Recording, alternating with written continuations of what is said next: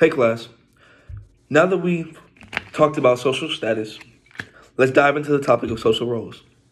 When we talk about roles, we're referring to the behavioral expectations attached to the statuses we occupy. Remember, a status is a position, but a role is what we actually do in that position.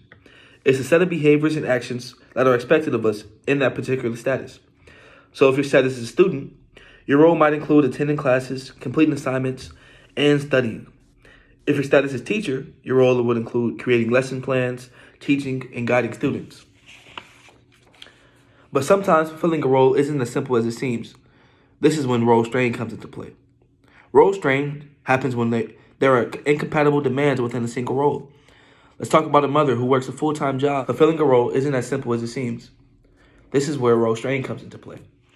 Role strain happens when there are incompatible demands within a single role. Let's think about a mother who works a full-time job and also has household responsibilities.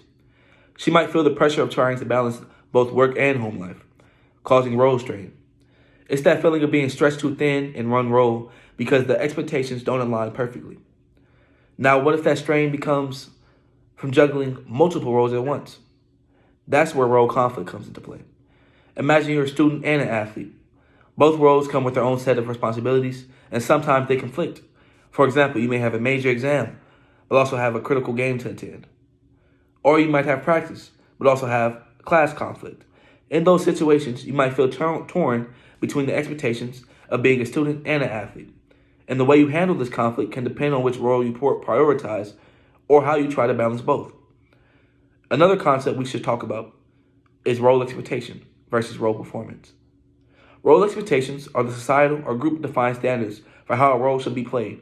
For example, society expects a doctor to be professional and knowledgeable and dress and speak a certain way.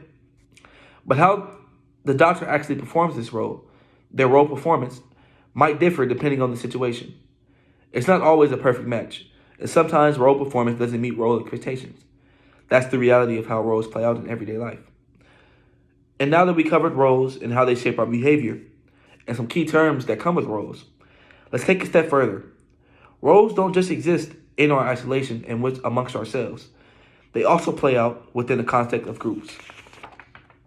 Groups are where people come together to share roles, expectations, and goals, and these interactions influence how roles are played. Let's explore how roles function within groups and how group dynamics can shape our behavior and social interactions.